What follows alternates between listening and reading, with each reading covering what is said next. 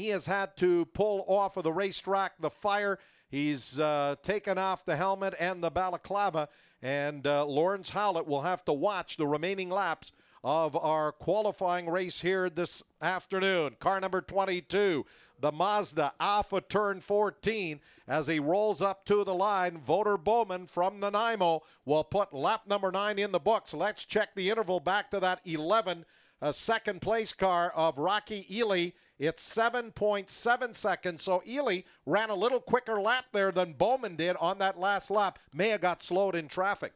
Yeah, it's really difficult when you get starting to pass the slower cars. You got your own race going. You got to hope that they notice you coming. But if you catch them in a corner, it could probably cost you some time, because if it's a slower car in front of you, you're going to be blocked and your competition is going to catch up to you. Well, here's another one of those situations just ahead of this yellow 01 car. They're finally able to get around the number 112 car of Dominic Knight, the Edmonton driver in the Honda Civic. That was a GTP3 car. This 01 yellow looks almost like a mini American Le Mans or Daytona prototype sports car. This is the Fusion, a car that's designed and built in Chilliwack, British Columbia by Dennis Bainbridge. It comes in 2 models. He is running the FRC 14. That has got the Kawasaki 4-cylinder motorcycle engine, a ZX14 engine.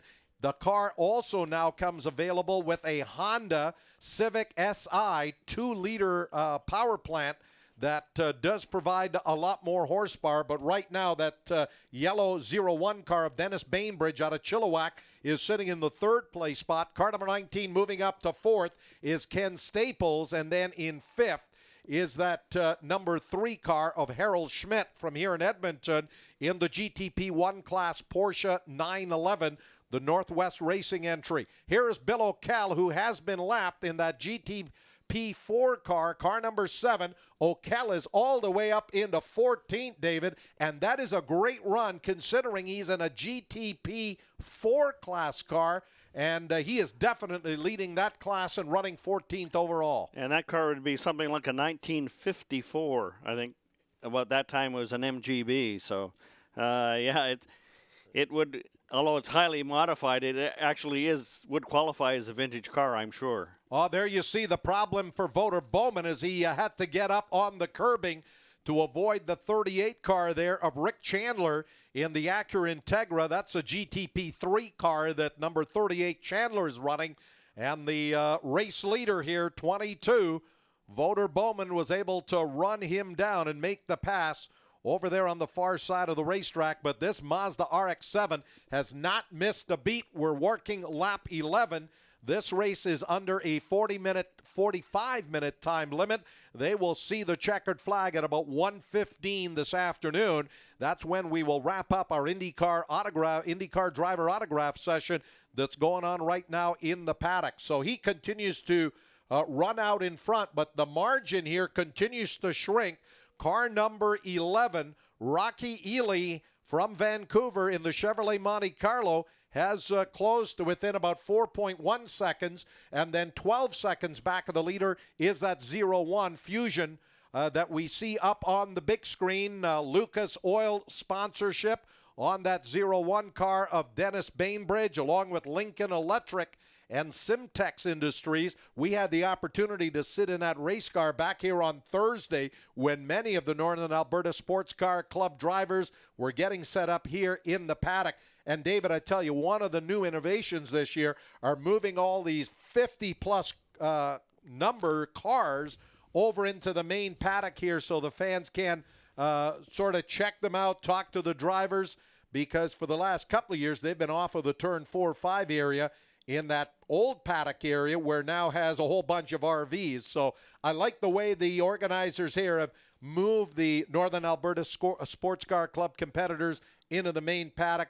Allows the fans to have closer access to all of these local drivers, a lot of them local, but as you said, from the Northwest United States, drivers in from British Columbia. And right now we've got this number 22 car that's running out in front from Nanaimo on Vancouver Island and has a great run. The margin still about 4.4 seconds back to this black number 11 car of Rocky Ely from Vancouver. So we've got British Columbia drivers running 1-2.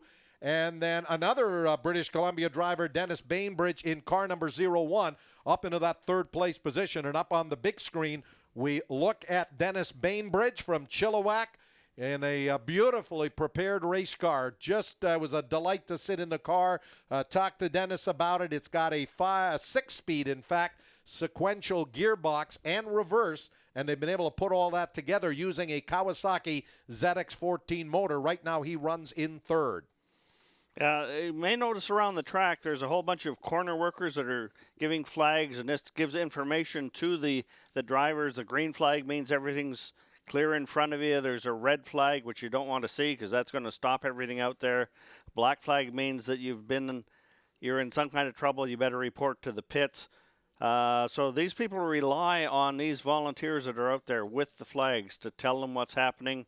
There also is a blue flag, which would be shown to a slower car, telling them there's a faster car coming up behind them. And we're going to see lots of blue flags out here this afternoon and again tomorrow for the final race. Up on the big screen, a number 22 Mazda continues to pace the field. There's the gap you can see back to the number 11 car of Rocky Ely out of Vancouver in the Chevrolet Monte Carlo. So the Mazda and the Monte Carlo running 1-2, the 0-1 of Dennis Bainbridge, that yellow Fusion car, 12 seconds back. Then Ken Stables, number 19, still in fourth. And then the 3 car, that orange Porsche 911 of Edmonton's Harold Schmidt, continues to round out the top 5. Dennis Gorick is up into 6th in car number 40. The 6 car of Bruce Willocks is 7th. 8th is 58 Ralph Zutter. And now car number 27 has moved inside of the top 10. Showing 9th overall is car number 27, Trent Oster out of Edmonton. That's another Mazda RX-7. That is a GTP 2-class car. And rounding out the top 10 is car number 89. And that is Michael Stevenson from here in Edmonton in a Monte Carlo. That's a GTP 2-class car. Let's see where Bill O'Kell is doing in that GTP 4 MGB. He is 13th and still leading that class. Yeah, it's really good for that car. He's a very interesting person to talk to, very personable.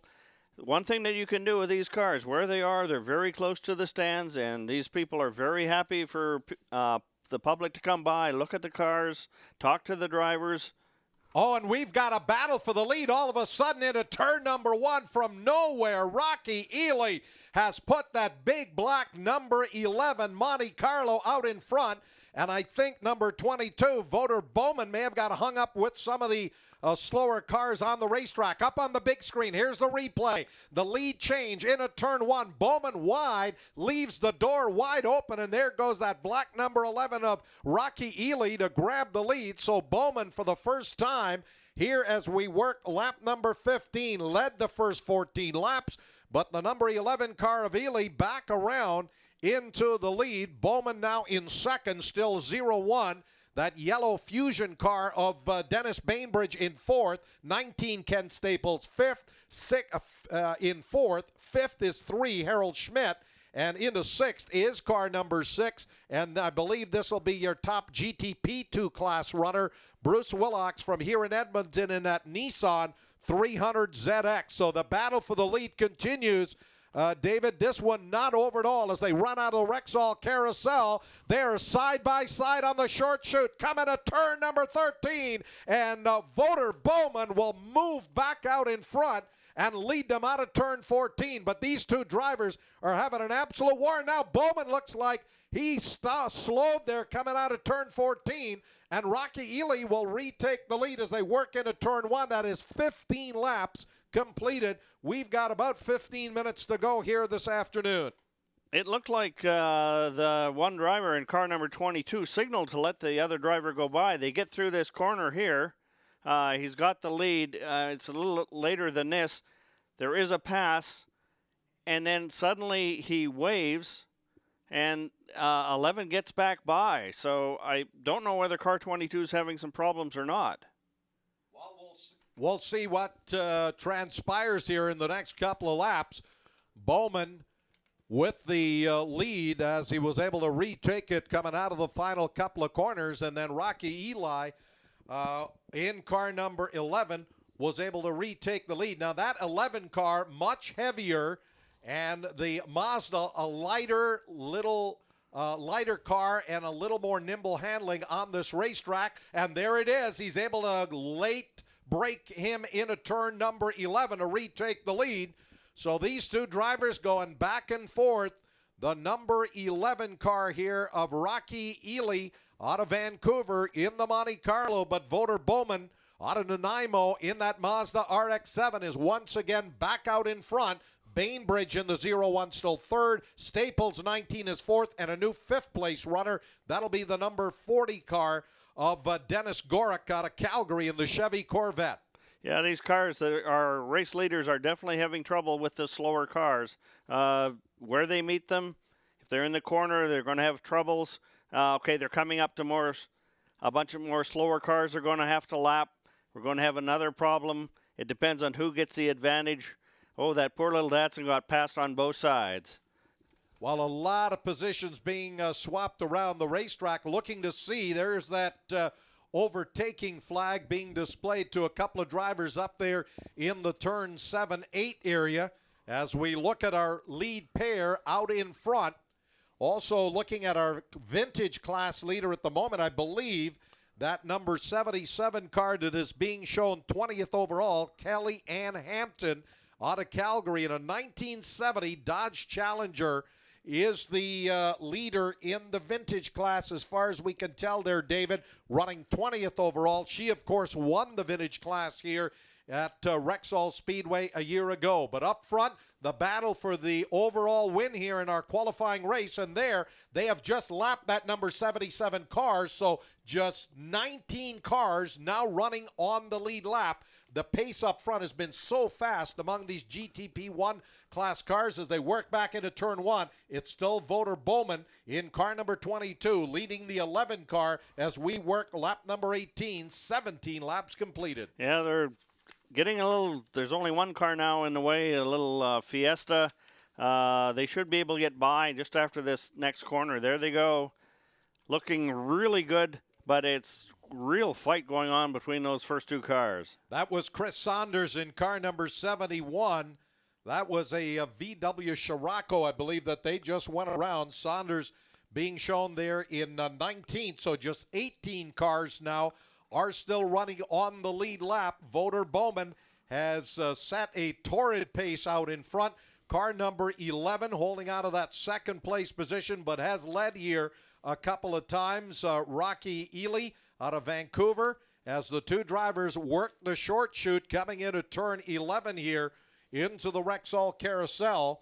And Dennis Gorick now in car number 40 has moved up into fourth. That'll push 19 Ken Staples into fifth. Sixth is Bruce Willocks in car number 6. And the one driver's dropped back a little bit here is Edmonton's Harold Schmidt in that Porsche 911 car number 3. He is running in 7th, but it looks like we're going to go to our first full course yellow. Yes, there it is, a full course yellow for the first time here this afternoon in our Northern Alberta Sports Car Club Eurasia Cup qualifying race. So that is going to tighten everything up, and we could be in for a wild and woolly finisher with a little over 10 minutes to go in the 45 minutes that was allotted for this qualifying race. Well, the car that's quit is right outside one of the flag stations. Is that the start-finish line? Yes, indeed, right before the start-finish stripe, just before the flagger stand. And there's the other problem. Car number 59, Brad Musat out of Lac La Biche in the Ford is parked over there. So car number 59, I think this is the reason for the full course yellow. So pace car will pick up the field, and we'll get set and look to a restart hopefully here in the next few minutes. So we're looking for a bit of a 5-lap shootout once we go back to green. David? Yeah, Brad Musat should be able to get his car fixed, though, overnight, because he is the Ford dealer in Lac La Biche. So his little Ford is going to need a little bit of fixing by the looks of it. So he is parked, I believe that is on the straightaway between turns 9 and 10, as our race leader here, Voter Bowman, car number 22, works his way through that Rexall carousel here. We'll pull down in front of the grandstand. Like to welcome all of those race fans here to Rexall Speedway who have just joined us here this afternoon. We've got our Firestone Indy Lights 50-lap run coming up at 2 o'clock this afternoon. We'll be getting into opening ceremonies at about 1:30.